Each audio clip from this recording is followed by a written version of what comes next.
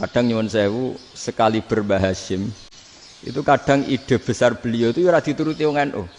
Jane Mbah Hasim cara kula kok dadi Mbah Hasim ya mangkel. Mbah Hasim itu ngarangno kentong. Nggih ngaramno beduk, tapi wong NU nganggo kentong. Beduk. Dan uniknya Mbah Hasim enggak tersinggung. Karena ciri khas pesantren itu membolehkan perbedaan apa? Pendapat. Itu masyhur khilafnya Mbah Hasim sama Mbah Fakih Mas Kumambang itu sampai dikitabkan. Saling ngeritik, saling macam-macam lah. Jadi cara berpikir Mbah Hasim ketika Nabi rembukan, ini gimana ya cara menentukan waktu sholat ya? Ya pakai kentong ya Rasulullah, dzakalin nasara itu untuk orang Nasrani. Ya pakai buk itu trompet, dzakalil Yahud itu untuk orang Yahudi.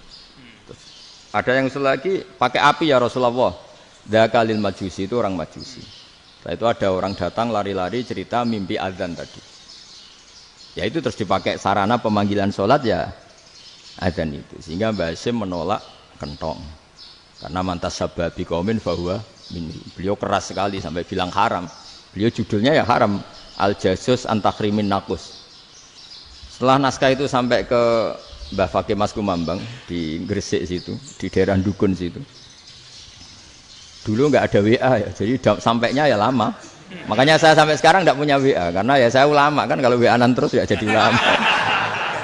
Nggak jadi ulama main WA-an terus itu. Lah itu termasuk rektor gak kau bermikir itu mesti kebanyakan WA. Karena kan otaknya didikte oleh sesuatu yang masuk. Sesuatu yang dilihat itu kan pasti mendikte kita. Beda kalau yang enggak WA-an kan mikir apa kita yang menentukan. Kalau WA-an kan kita ditentukan. Mau mikir anaknya butuh apa gara-gara WA informasi Jakarta mikir Jakarta. Padahal secara kewajiban ngapain kamu orang Malang mikir Jakarta? Gara-gara WA, mikir Jakarta belum selesai ada berita di Sulawesi, mikir Sulawesi, habis itu mikir NTT. Makanya semua orang sekarang merasa tokoh nasional gara-gara informasi yang masuk itu nasional. Jadi Mas Yo RT yang mikir gimana Gus Indonesia kok? Ada RT loh. Sampai lupa kalau dia itu RT. Jadi semua orang sekarang merasa tokoh nasional. Dan itu gara-gara apa coba? Akhirnya semua orang juga punya ide tentang nasional. Harusnya negara itu gini-gini. Jebule wonge sing duwe ikon iku sapa? RT. Ribet kan? Saya teruskan. Setelah naskah itu sampai ke Kiai Fakih Mas Kumambang. Beliau itu marah besar. Ini harus dilawan dan saya bukan karena benci Mbah Hasim. Beliau teman saya ketika ngaji Kiai Mahfud di Mekah. Jadi Mbah Fakih dan Kiai Hasim itu teman ketika ngaji di Mekah. Secara ngelawan tuh lucu. Lucu. Gak ilmiah tapi gak ilmiah wong alim tetap ilmiah. Di mana-mana serupa itu tidak sama. Ya kalau mungkin zaman Nabi di Madinah itu zaman itu kentong itu identik dengan milik Nasrani. Di Indonesia beda. Pos kampling ya kentong, kebakaran ya kentong, wae sarapan orang di LP ya pakai kentong. Jadi tidak ada jaminan kalau kentongan itu identik dengan Nasrani. Lalu haramnya di mana? Yang di mana-mana tasabuh itu identik. Ini tidak identik. Mulai masalah kan? Mulai masalah. Jadi beliau gaya judul Hazruus. Hazruus itu kepala bergeleng-geleng. Sekarangan kok ngene. Jadi sekarangan kok provokatif gitu. Nah. Dan itu Mbah Hasim ya hormat Mbah Fakih ya hormat Mbah Hasim. Saya sendiri secara pribadi itu lebih suka pendapat Mbah Hasim sebetulnya. Karena bagi saya sholat itu sakral, ya sudahlah kalau sakral ya dipanggil dengan sesuatu yang sakral yaitu kalimat thayyibah adzan. Tapi saya tidak akan bilang kalau kentongan itu haram. Karena kalau haram alasannya mirip orang Nasrani. Sementara pos kampling ya pakai kentong, ada banjir ya kentong, ada kebakaran ya kentong. Jadi tidak identik untuk misa atau untuk sholat ala Nasrani. Tapi itu dulu ya rileks saja, dua beliau itu ya saling menghormati padahal saling kritik. Dan dulu ulama yang beda madhab itu ya saling menghormati. Imam Syafi'i itu kalau sholat di kawasan Masjid Abi Hanifah ya tidak kunut. Ketika ditanya kenapa kamu tidak kunut sementara engkau berpendapat kunut itu sunat, ikroman di hadal madhab, saya sangat menghormati madhab. Imam Ahmad bin Hanbal itu berpendapat kalau orang pakai bekam, pakai iftisot atau hijamah itu batal sholatnya. Sementara Imam Syafi'i mengatakan tidak batal apa sholatnya atau wudunya tidak batal. Tapi Imam Ahmad itu ditanya, apa kamu makmum Syafi'i? Bagaimana mungkin saya tidak makmum sama wali kutub seperti Imam Syafi'i? Padahal menurut keyakinan Imam Ahmad ini sholatnya batal. Ini habis ikhtijam udah wudu. Tapi tetap saja beliau. Karena perbedaan pendapat di furu' itu lazim. Ya orang boleh berdebat lah. Ketika Unisma datangkan saya, itu saking senengnya kiai, apa saking sombongnya sampai ngatur kiai, kan nggak pernah bisa diperdebatkan. Itu kan orang boleh debat kan? Itu saking angkuhnya apa saking senengnya kan nggak jelas kan? Kan dan orang boleh setuju pendapat saya, yaitu ngatur kiai itu haram. Setuju juga Pak Rektor, ekspresi mahabbah itu ya macam-macam. Dulu sahabat ya gitu, sahabat itu ada yang nggak kenal wajahnya Nabi sama sekali sampai akhir hayatnya. Ketika ditanya, lo kamu itu sahabat kok nggak tahu wajahnya Nabi? Saya tidak pernah berani memandang Nabi karena ijlalan Nabi, terlalu menghormati saya sehingga tidak berani memandang wajahnya. Ada sahabat yang penggawaannya dulu wajah Nabi sampai bisa nyifati Alfiu Faminunil Hajib sampai bisa nyifati detail karena dulu wajah Nabi itu ibadah. Ada seorang wali ditanya, kalau kamu di surga ingin nggak melihat Allah? Enggak. Loh, tapi semua orang ingin melihat Allah. Unazzihu dzalikal jamal an-nadzari misli. Ben gak elek-elek Allah tak delok terima aku. Wong ra jelas. Berarti kok delok pengiran. Banyak. Jadi justru tapi karena saking takzimnya. Enggak lah, mosok sak aku kok. Makanya saya berkali-kali cerita. Menurut kesepakatan ulama, soft awal itu paling baik. Tapi banyak juga wali yang kalau sholat itu di belakang. Koyok paling bener yang kok ngarep gitu. Lu bayangkan misalnya kamu semangat di soft awal di masjid haram, jebule sholatnya salah. Itu dari malaikat gayane kok ngarep, jebule ra roh. Iku di sini-sini wong. Jebule bodoh gitu. Gayane kok ngarep jebule. Coba orang kalau sowan Mbah Mun yang berani di depan itu kan ya ketuanya atau jubirnya kan. Yang merasa ndak pati pinter-pinter kan mesti di pojokan. Artinya sudut pandang seperti itu ya sah saja, apa? Sah saja. Makanya banyak sahabat yang jarang sowan Nabi, alasannya takut ganggu Nabi.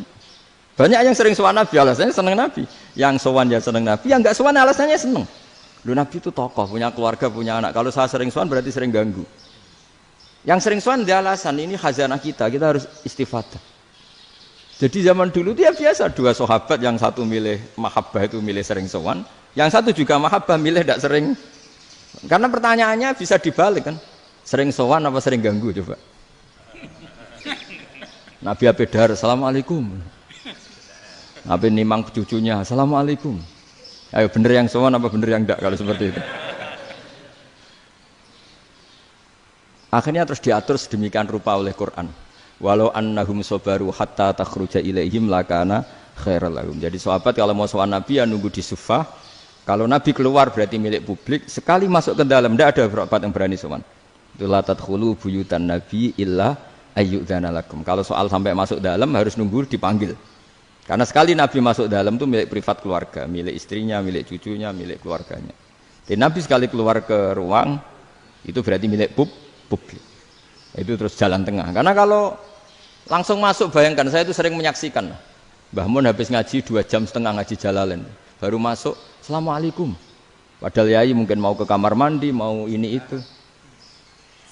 Jadi dulu itu Quran sangat modern. Sebelum ada dokter ngatur tamu, rektor ngatur tamu itu Islam sudah modern. Dia kan nggak fair kan? Misalnya saya ke Unisma harus janjian pakai ini. Terus kalau misalnya kesini selonang-selonang kan lucu kan, mentang-mentang kiai terus juga sowan-sowanan selonang-selonang. Padahal kalau kita mau ke mereka pakai protokol. Sering tidak fair dunia ini, tapi karena aku kiai ra oleh gelo ya sudah. Akhirnya saya memutuskan gak gampang kemana-mana karena itu. Saya sering didatangi ajudannya menteri, Gus mau ada tamu dari Jakarta tanggal ini, mesti saya bilang, mereka milih tanggal yang mereka kosong. Kok tidak mikir apa pas itu kosong? Tak jawab enggak lah, sebelum diatur bahasanya dan tawaduknya gitu. Akhirnya dibalik, datang lagi, Gus jam jenengan kosong apa kita menyesuaikan. Lah aku lagi di akhlak kata saya. Itu baru punya akhlak katanya. Bukan masalah ini, bukan masalah gengsi ya. Saya sendiri itu dolan ke alumni itu jarang karena ya takut. Kiai kan yang nganggur jam 9 nganggur jam 10 nganggur. Bisa saja alumni itu kerja di pabrik, bisa saja yang latihan ekonomi di pasar. Jika kalau saya datang jam 9, iki kiai sing nilai santri ini, apa kiai sing ganggu santri. Nah karena orang ini melakukan rutin itu gak kok berpikir, pokoknya ngono jenenge silaturahim. Wong ora kok berpikir, padahal kalau diangen-angen ini kiai yang nilai santri ini, apa kiai yang ganggu santri ini karena datang di jam kerja. Nah, bayangkan kalau kebenaran dulu itu dikawal oleh satu peradaban perang. Jadi Nabi sesuai diangen-angen Pak Nabi. Perang Badar menang Nabi, perang Uhud menang wong kafir, perang ini gonta-ganti. Apapun itu yang penting satu kesimpulannya, cara Rasulullah kesimpulannya satu. Orang tidak kober mikir kebenaran secara mengendapkan pikiran dengan pikiran jernih. Maka hebatnya Nabi ketika perjanjian, pokoknya saya minta nggak ada perang. Dan orang boleh mendiskusikan Islam. Itu luar biasa idenya Nabi. Karena bawaan perang itu orang kan nggak kok bermikir. Ibarat seorang misalnya senang satu perempuan, ketemu rivalnya langsung perang kan nggak mikir. Tapi kalau kau bermikir, dia ngenangen cawe itu rasa seneng aku. Untungnya apa untuk uang ayu rasa seneng, malah mau loro hati. Terus sudahlah buruan dialihkan kemana kan gitu. Itu nak mau amen WA-an tukaran lewat SMS atau tarung langsung ora kok bermikir. Tapi kalau kau bermikir, akhirnya berpikir nih. Perempuan tadi sebenarnya yang disenangi siapa? Oke, ternyata senang Pak Erick. Sudah kita ngalah. Karena tidak ada nikmatnya kan menikahi perempuan yang sama sekali tidak mencintai kita. Tapi kalau nak kau berpikir pokoknya diprovokasi, wah kowe kalah mbek A, kowe kalah mbek B. Pikirannya kan ojo sampai kalah. Bareng wis menang ternyata ada lah. Nah, bayangkan Islam itu seperti itu dulu, dipertarungkan. Wong Islam itu dinu aklin, agama yang diterima dengan akal sehat, tapi sekarang ukurannya perang. Yang menang berarti benar, yang menang benar. Kan terus jadi repot. Itu Nabi tidak ingin, makanya Nabi ingin sudahlah, nggak ada perang. Nah, makanya kata Imam Zuhri, fathul Islam terbaik adalah orang boleh diskusi tentang Islam dan tidak ada perang. Lagi-lagi penting, tidak perang itu penting, silmun itu penting, perdamaian itu. Setelah tidak ada perang, akhirnya fatafawadu fil hadis wal munaza'ah, orang boleh diskusi apa saja, termasuk boleh adu polemik. Konsep satu Tuhan dan Tuhan banyak diperdebatkan. Akhirnya Nabi secara rileks bisa menjelaskan, Muhammad, urusan kita banyak, kalau Tuhannya satu tidak cukup, Tuhan harus banyak untuk menyelesaikan berbagai urusan. Ada Tuhan bagi rektorat, bagi ya, macam-macam kan. Ada Tuhan untuk ngurusi utang, ngurusi BPKB, macam-macam. Terus kata Rasulullah, enak saja Nabi jawabnya. Ya kalau kamu punya majikan banyak, perintahnya beda-beda, kamu mangkel enggak, bingung enggak? Ya susah mat, kalau majikannya banyak, perintahnya beda-beda, kita jadi repot. Senang mana? Senang majikan satu. Ya sudah, Tuhanmu itu majikan kamu, kalau Tuhannya banyak, perintahnya macam-macam, kamu yang repot. Akhirnya ya sudah mat, Tuhannya satu aja. Nah, itu ya barokahnya diskusi tadi, barokahnya enggak perang. Daraballahu mathalan rajulan fihi syuraka'u mutasyakisuna wa rajulan salamal lirajul hal yastawiyani masalah. Terus alhamdulillah